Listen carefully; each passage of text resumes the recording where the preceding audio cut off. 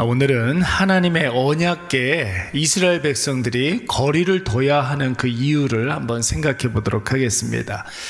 본격적으로 가나안 땅으로 진입한 이스라엘 백성들에게 하나님은 언약궤를 따르라 이렇게 말씀하셨어요. 여러분 어제도 말씀을 드렸지만 언약궤를 따르라 라는 말씀은 어떤 뜻이 있었습니까? 하나님의 말씀에 절대적으로 순종하라는 것입니다. 가나안 땅은 칼과 창으로 전쟁에서 빼앗는 땅이 아니라고 그랬습니다. 오직 믿음, 오직 순종함으로 하나님께 얻는 땅이라고 했습니다. 말씀이 가면 그 말씀 따라서 담대히 나아가면 되는 것이고, 말씀이 멈추면 우리가 아무리 달려가고 싶어도 여러분 그 자리에서 멈추는 것, 그것이 바로 순종이라고 했죠. 이게 바로 약속의 땅 가나안 땅을 얻는 유일한 방법입니다. 그런데 여러분 오늘 우리가 읽은 본문의 말씀을 보면 약간 이해가 안 가는 말씀이 나오고 있습니다. 말씀을 따라가라, 말씀에 순종하라, 이렇게만 말씀하시면 우리가 어떤 뜻인지 여러분 단순하게 받아들이면 되는데, 말씀을 따라가되 멀찍이 따라가라는 것입니다. 가까이 하지 말라는 거예요. 여러분 성경에서 멀찍이, 가까이 하지 말아라 뭐 이런 뜻이나 이런 단어가 나오면 왠지 좀 이렇게 적당히 타협하면서, 아니면 유불리를 계산하면서, 그것도 아니면 신앙생활의 어떤 좀 소극적인 그런 모습들, 이런 것을 의미한다고 생각하지 않습니까? 베드로가 예수님 포박당하여 끌려갈 때 멀찍이, 사람들에게 들키지 않도록 멀찍이 따라갔다고 했습니다. 애굽 바로도 파리 재앙 이후에, 네 번째 재앙 이후에 모세에게 이스라엘 백성들 데리고 나가서 하나님께 제사를 지내되 너무 멀리는 가지 말아라 이렇게 이야기했습니다. 애굽과 멀리, 너무 멀리 떨어지지 말아라 이렇게 이야기했습니다. 성경에 너무 가까이 가지 말아라 라는 말은 동화되지 말아라, 타협하지 말라, 유불리를 계산하다 뭐 이런 뜻으로 사용되죠. 그러니까 하나님의 임재하심, 하나님의 말씀을 상징하는 하나님의 언약궤에 너무 가까이 가지 말라는 말이 좀 이해가 안 될 수가 있습니다. 그러나 여러분 오늘 본문의 말씀에서 하나님의 언약궤, 하나님의 말씀을 상징하고 하나님의 임재를 상징하는 언약궤에 가까이 가지 말라라는 말의 뜻은 5절 말씀에 나와 있습니다. 뭐 하라는 거예요? 하나님 앞에서 스스로를 성결하게 하라는 거예요. 너희 자신을 성결하게 하라. 그러니까 하나님 앞에서 성결하게 하기 위해서 하나님의 언약궤로 다가가지 말라는 뜻입니다. 하나님의 말씀을 자기 멋대로 해석하고 자기 멋대로 판단하지 말고 하나님의 뜻대로, 하나님의 큰 언약의 관점으로 바라보고 해석하고 받아들이라는 것입니다. 여러분 하나님의 언약궤에 가까이 가면 한 모습만 보이게 되죠. 그러니까 여러분 장님 코끼리 다리 더듬는다 뭐 이런 표현을 쓸 수가 있습니다. 그런데 여러분 멀찍이 가까이 가지 않고 여러분 언약궤의 시선을 고정하고 나아가면 여러분 그 모든 면모가 다 보이게 됩니다. 여러분 한번 보세요. 언약궤는 하나님의 임재하심을 상징하는 것 아닙니까? 그리고 하나님의 임재하심의 방법은 인간이 다 이해할 수 있어요, 없어요? 없습니다.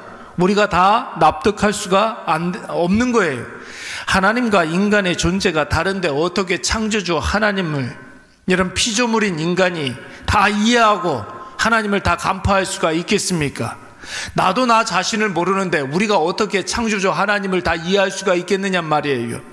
하나님 앞에서 스스로 성결케 하라는 말씀은 자기 자신이 피조물이라는 사실을 깨닫고 자신의 죄인임을 인정하고 하나님 앞에서 하나님의 은혜를 구하며 하나님의 뜻대로 살아가는, 여러분 이것이 바로 하나님 앞에서 우리가 성결하게 하는 것입니다.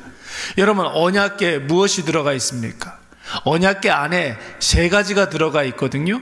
언약궤 안에는 모세가 받은, 하나님께서 받은 친수로 쓰신, 하나님의 친수로 쓰신 두 돌판이 있고, 아론의 쌍난 지팡이가 있습니다. 그리고 항아리가 하나가 있는데 거기에 뭐가 담겨져 있습니까? 광야에서 이스라엘 백성들이 먹었던 만나가 담겨져 있습니다. 여러분, 이 세 가지 다 인간이 이해할 수 있는 것들이에요.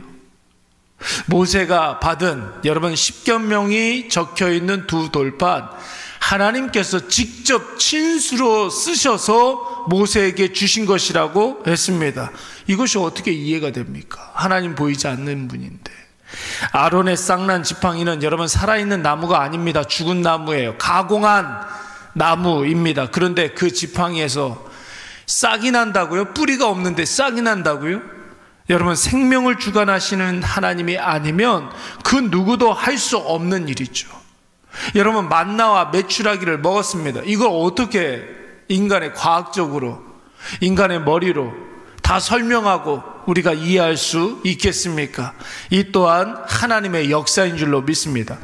어느 것 하나라도 인간의 수준으로 이해할 수 없는 것들입니다. 그러니까 우리가 하나님을 대하는 첫 번째 자세는, 하나님은 인간이 아니시니 인간의 생각으로 범접할 수 없음을 인정하고 하나님을 내 수준으로 판단하는 것을 경계해야 하는 거예요. 그런 다음에 우리가 두 번째로 가져야 할 자세, 철저히 하나님 앞에 엎드려서 하나님의 긍휼 가득한 그 은혜를 구하는 거죠. 이게 성결케 하는 거예요. 내가 죄인임을 깨닫고 하나님의 은혜를 구하는 것, 하나님의 뜻을 구하고 그 하나님의 뜻대로 살아가는 것. 여러분, 그래서 이새의 마지막 아들 다윗을 볼 때 하나님께서 사람은 외모를 보거니와, 여러분, 하나님은 무엇을 보신다고 그랬습니까? 중심. 어떤 중심이에요? 나는 죄인입니다. 나는 연약합니다. 그러나 하나님은 전능하십니다. 하나님, 나에게 은혜를 베풀어 주시옵소서. 하나님, 은혜가 이끌어내고만 살겠습니다. 이 중심을 보신다고 하지 않았습니까?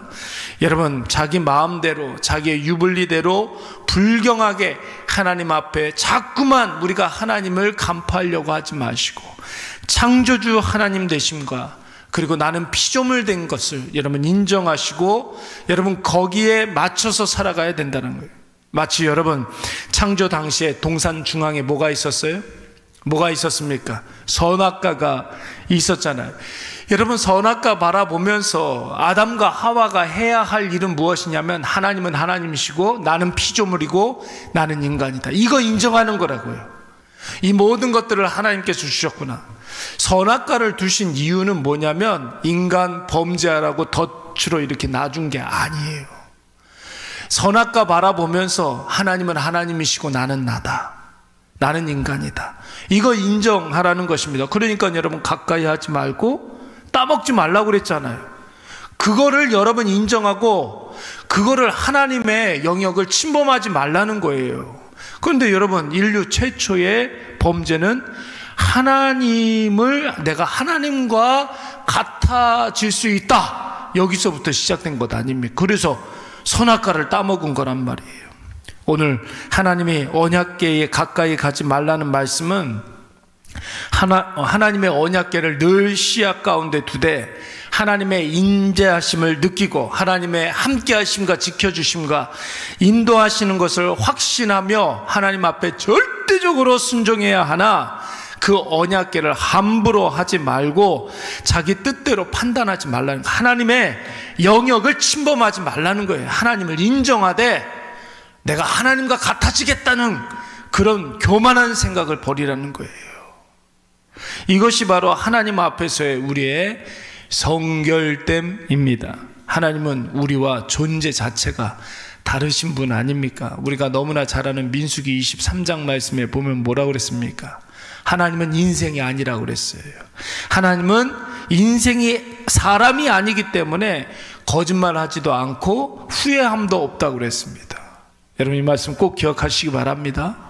또 이사야서 55장 8절 말씀에 보면 우리가 너무나 잘 아는 말씀, 하나님은 사람의 방법과 사람의 길과 완전히 다르신 분이라고 했습니다.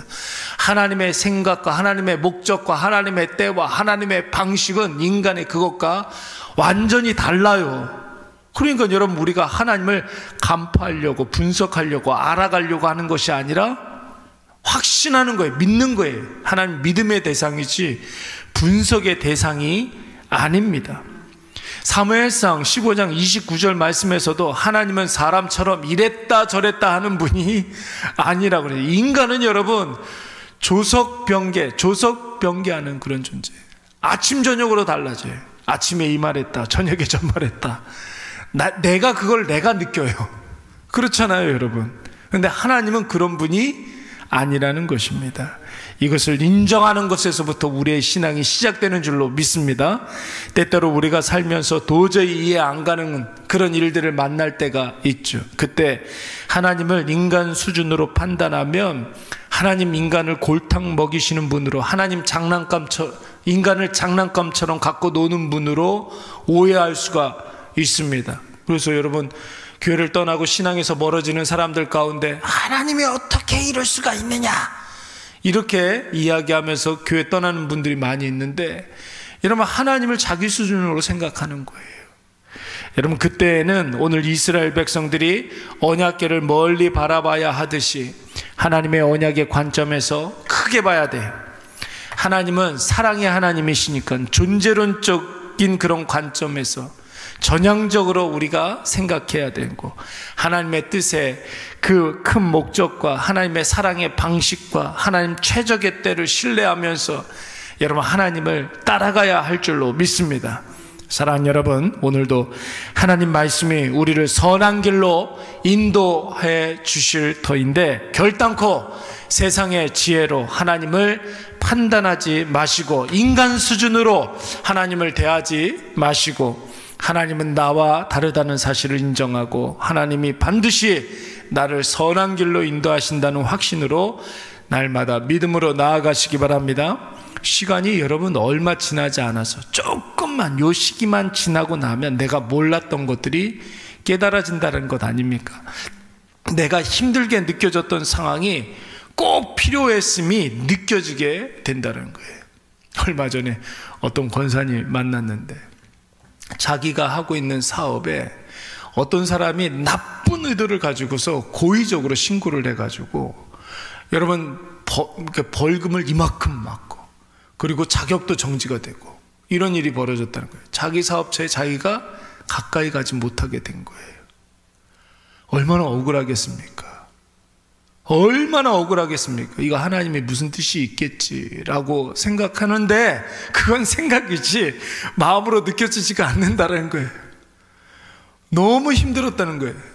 그래서 이제 이곳을 떠나가지고 잠깐 이제 남편하고 같이 주말 부부처럼 이렇게 지내셨던 분인데, 사업 때문에 남편하고 같이 이렇게 지냈는데, 여러분 남편이 그날 밤에 같이 이렇게 지내는 동안에 심정지가 왔어요. 심정지가 왔어요. 혼자 놔뒀으면? 근데 같이 있으니까 살았어요. 그날 밤에 살았어요. 그리고 깨닫게 되는 거예요. 아, 하나님이 왜 거기에 있지 못하게 하셨는가? 왜 그것을 하지 못하게 하셨는가? 그래서 과감히 이것을 접었다는 거예요. 여러분, 조금만 시간이 지나면 이게 왜 이런 일들이 벌어졌는지 우리가 알게 되는 줄로 믿습니다. 하나님은 우리와 같지 않아요. 하나님의 때는 우리의 때와 달라요. 하나님의 방식도 우리와 달라요. 그러니까 여러분, 하나님은 인간이 아니고 사람이 아니기 때문에 절대로 후회함이 없습니다. 예, 이랬다 저랬다 하는 분이 아닙니다. 여러분, 오늘 이것을 꼭 기억하셔서 하나님 그 모든 일들이 다 실현되고 우리에게 알려주실 때 그 기쁨, 그 희열을 누리시고 깨달으시는 저와 여러분이 되시기를 간절히 축원합니다. 우리 잠깐